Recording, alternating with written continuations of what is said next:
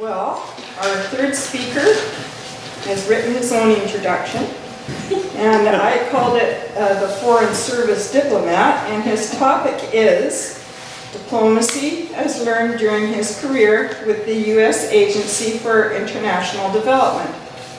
He served in Vietnam both in uniform and with AID, then in Bangkok, Thailand, and in a regional AID office, then in El Salvador, North Yemen, Mauritania, and finally Senegal before retiring in 1988. Forgive my pronunciation. It is my pleasure to introduce Campbell McClusky, USA ID, retired.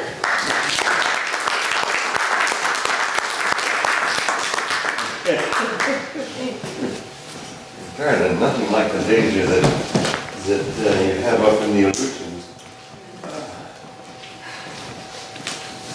We can't all be sea captains.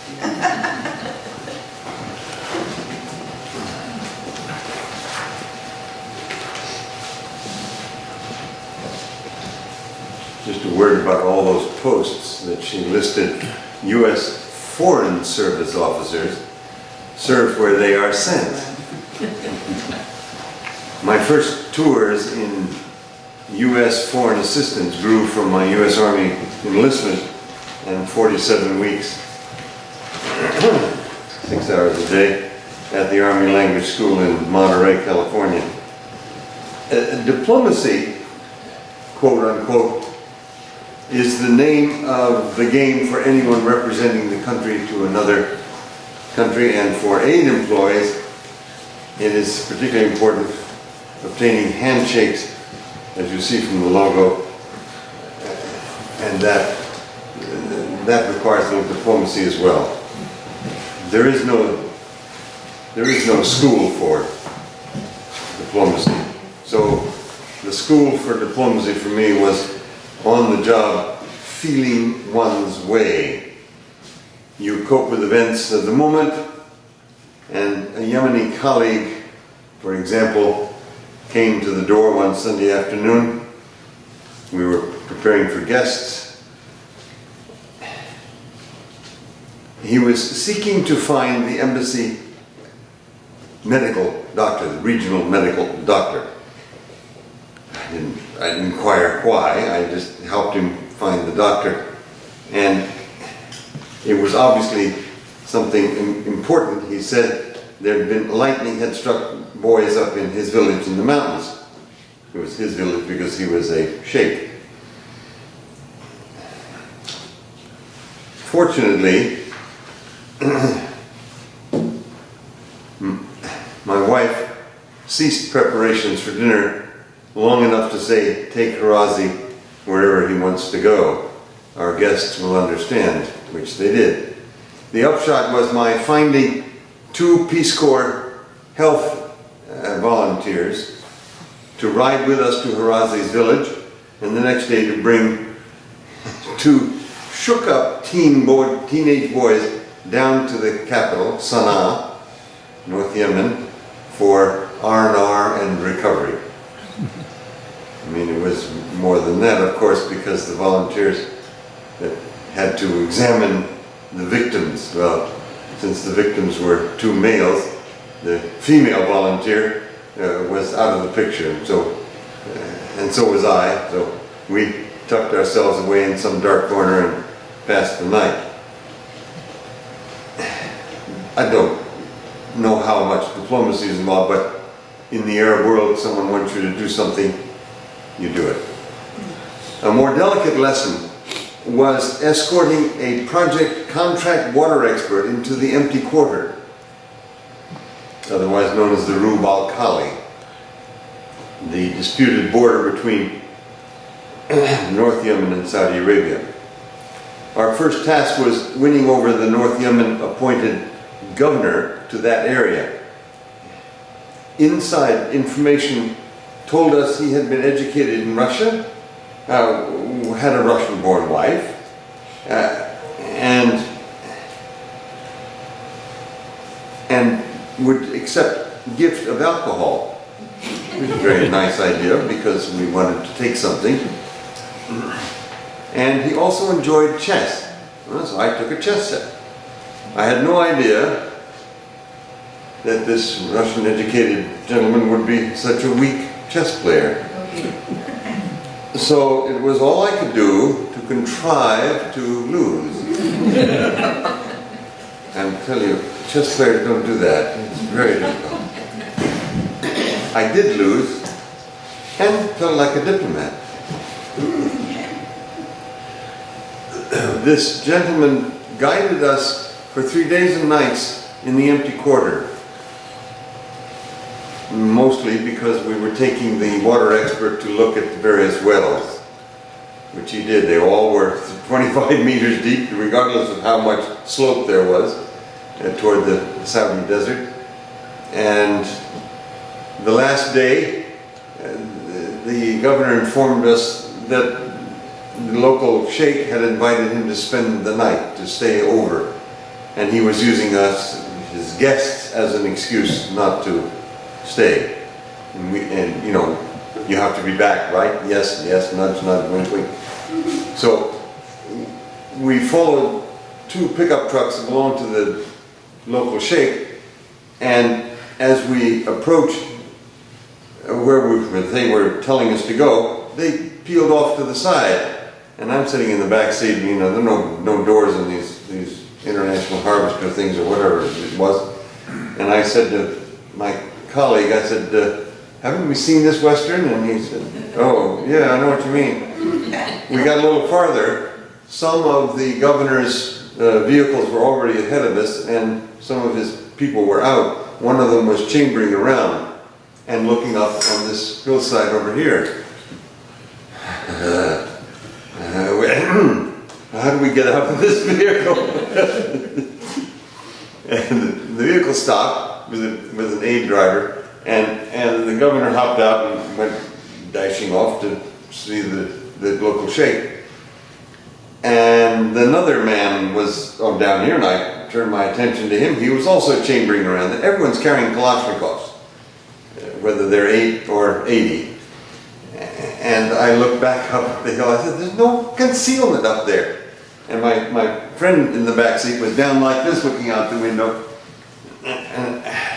And sure enough, there was somebody there. And he stood up with a weapon held down and bandoliers of ammunition across his chest. Looked this way and looked that way, and 2 lines of men stood up, armed to the teeth. The show of strength had been accomplished, but the governor was spared because he had guests with him. I don't know whether that was a lesson in diplomacy, but we survived. And he was rather grateful. Next, a vignette about Salvador. Challenged in Salvador to assess the host country's ag extension services, I was on a field trip to visit typical small farms. Now, they're not small, their farms are small, and they are called small farms. The surprising findings were that the farmers we approached were delighted that with the government help, and that their crops were thriving. Surprising because farmers world over hate advice, and because they're already following generational techniques and generationally inherited land. But these poor farmers in Salvador were actually unemployed pickers of cotton, coffee, and sugar cane. They were struggling to fight off hunger on marginal lands during the 9 to 10 months of the year that they were off the plantations of Salvador's ruling rich.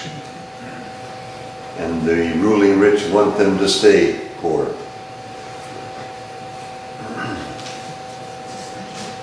May I take a moment, Madam Chairperson, and thank you for that nice introduction that you read so well. I want to take us to Senegal, excuse me, and this is the Friday go to mosque outfit.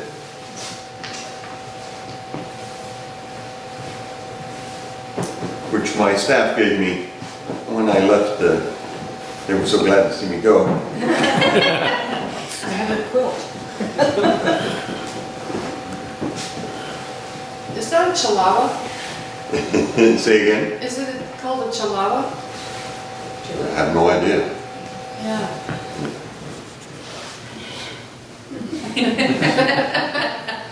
So leaving Senegal after 5 years posed a problem. Whom to entertain before flying off into the sunset? We didn't know any ministry officials in a social capacity at all. So, fortunately, we were thinking what to do. We've got all this food in the freezer and we're going to be leaving. How do we, we want to entertain somebody. My son, Graham, came up with the idea. He brilliant plan to host a workday turkey dinner feast for those Senegalese we did know. The embassy with handymen who came so often to our billet to mend the air conditioner, the doors, the windows, whatever. And workday time off had to be approved, of course, and that was discussed with the embassy and all that sort of thing. And a select number, about 20, began to arrive, much to the astonishment of our embassy-provided guard at the gate. And they arrived in their grand boo-boos. The name that they use there is the grand boo-boo, and I will certainly demonstrate. Now,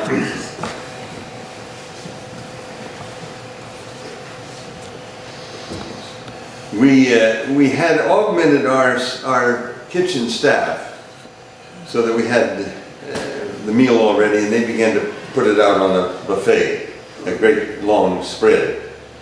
And the table was already prepared and set, and these gentlemen, all men, began to move toward the food and the plates with our encouragement. They would put just little bits because they didn't recognize any of the foods. They had never had turkey. They knew the word for turkey in French, and they'd never had it, and stuffing and what have you. And then sat down and began to taste, as it were, and nibble very delicately.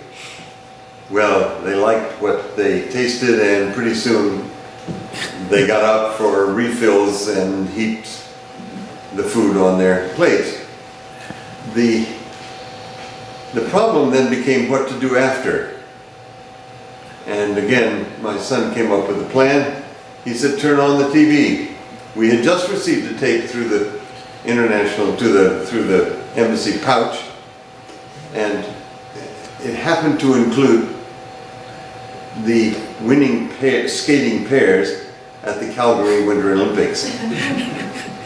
These men had never seen skating. They'd never seen skates. They'd never seen that much ice. It was Senegal. Doesn't snow in Senegal. They were fascinated. And we kept rerunning it and rerunning it. And it didn't take long when they were very shortly, they were out into the living room, dining room, and the tables had been pushed aside, and they began they threw off their shoes and skated around. Show us. Go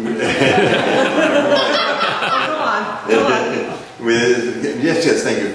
And to add to that, my son grabbed a portable TV, put it on in the corner of the living room, and began filming with our video camera these men skating around, and they could see themselves instantly on the TV as they